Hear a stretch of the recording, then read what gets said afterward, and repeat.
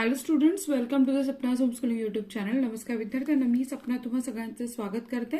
आज आपण 3.4 think before you speak या लेसनचा इंग्लिश वर्कशॉप सोडवणार आहोत. चॅनलला नवीन असाल तर पटकन चॅनल सबस्क्राईब करा, बेल आयकॉन दाबा आणि मी पुणे जिल्ह्यात नाही, तुम्ही कोणकोणत्या भागात माझे व्हिडिओ बघता मला नक्की सांगा. फर्स्ट क्वेश्चन आहे, the same word can be used as a noun in some sentences and as a verb in other. For example, म्हणजे काही वाक्यांमध्ये काही शब्द जसे क्रियापद म्हणून येतात, तसेच सेम शब्द नाउन म्हणून सुद्धा येतो. तर many are the empty remarks noun आहे. A wise man once remarked verb आहे. वर्बला कायम ईडी प्रत्यय लागतो किंवा क्रियापदाचं तिसरं रूप दुसरं रूप आपल्याला दिसतं. तर इथे आपण असं बघतोय की रिमार्क नाउन म्हणून आलंय, कारण many are the empty remarks म्हणजे नुसतेच दिलेले रिमार्क्स आहेत. आणि वाईज मॅन वन्स रिमार्क आणि एक हुशार शहाण्या माणसानं काहीतरी उल्लेख केलेला आहे तिथे. तर इथे आपण नाउन आणि वर्ब रिमार्क वापरलाय.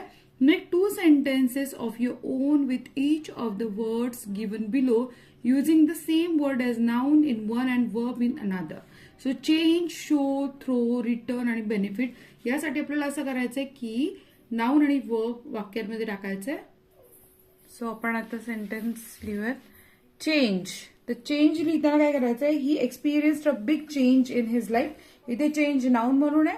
तर she changed her mind and joint them, तर इथे वर्ब म्हणून आहे. नेक्स्ट आहे show. The young man hosted the television show. इथे शो नाउन म्हणून आहे. They showed us the way to the post office. तर इथे हा जो शोड आहे ना, तो इथे वर्ब म्हणून आहे. तुमच्या वह्यांमध्ये पण हे मेन्शन करा, आठवणीनं अंडरलाईन करा. नेक्स्ट आहे थ्रो.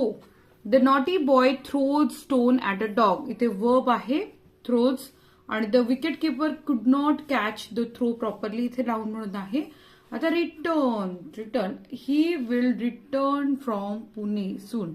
इथे रिटर्न वर्ब म्हणून आहे. आणि I shall meet him on his return from London. तर इथे रिटर्न नाउन म्हणून आहे. सो द बेनिफिटचं करताना बघा, he invest money in the mutual fund so that he will be benefited in future. इथे बेनिफिटेड वर्ब म्हणून आहे. आणि second day, he is enjoying the benefits of his hard work and honesty. So इथे benefits noun म्हणून आहे. Question 2 आहे, complete the following. तर आपण करूयात कम्प्लीट सेंटेन्सेस. जिथे कम्प्लीट केलं त्याच्या खाली अंडरलाईन केलंय. Are ears are like funnels because. उत्तर आहे there is no door with which you can close them. पुढे आहे the 2 rows of teeth are like a fence because. उत्तर लिहा every word you speak must pass through this wall of teeth. C आहे the 2 lips are like a fence because. उत्तर लिहा before a word can be spoken it has to pass, it has to pierce through these 2 walls.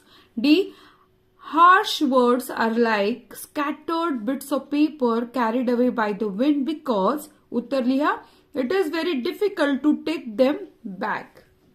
Okay, question 3 आहे, write a brief summary of the story of the young man and his spiritual teacher making the young man the narrator. आता इथे आपल्याला जी spiritual teacher आणि young मॅनची story आहे, त्याला paper फाडायला सांगितलं, त्याच्यावर राग व्यक्त करायला सांगितला, खिडकीतनं फेकायला सांगितलं, मध्ये गोळा करून आणायला सांगितलं, ही सगळी स्टोरी आहे ना ती लिहायची. पण कसं, यंग मॅन नॅरेटर आहे, म्हणजे आता ही यंग मॅन सांगतो या पद्धतीने ही स्टोरी आपण लिहायची. फक्त समरी लिहायची, ब्रीफ समरी म्हणजे थोडक्यात वर्णन करायचं. ओके, लिहा माझ्यासोबत. I went quickly to my spiritual teacher for advice because I had hurt my friend with my harsh and unkind word. I wanted to make amends. My teacher gave me a sheet of paper and a pen and asked me to write all the harsh words I had spoken. When I did so, he asked me to tear. So next part, it into small bits and then throw them out of the window. When I did that, he asked me to collect as many bits of paper as I could. That's why impossible, but I gave a try but could not collect a single torn bit. The teacher told me that what happens with the spoken word. He advised me to think before I speak in anger. Question 4 आहे translate the following sentences into your mother tongue. आपली मातृभाषा काय मराठीत. आपण मराठीत translate करूया. The first question we must ask ourselves before we speak is it is true. आपण काही बोलण्यापूर्वी आपण स्वतःला हे खरं आहे का हा पहिला प्रश्न विचारला पाहिजे. B the second question to ask is it pleasant. दुसरा प्रश्न विचारायचा तो म्हणजे ते आनंददायक आहे का. And C the third question according to Socrates is it useful. सॉक्रेटिसच्या मते तिसरा प्रश्न असा आहे ते उपयुक्त आहे का. तर हे झालं आपलं translation. So my dear students, आपण सगळ्या प्रश्नांची उत्तरे दिलेली आहे. व्हिडिओ आवडला का तुम्हाला. आवडल्यास लाईक करा. कमेंट करून सांगा मला की तुम्हाला काय वाटलं किंवा कुठला युनिट तुम्हाला करून हवा आहे. मी नक्की तुमच्यासाठी व्हिडिओ करेल. भेटूयात नेक्स्ट व्हिडिओमध्ये. Bye bye.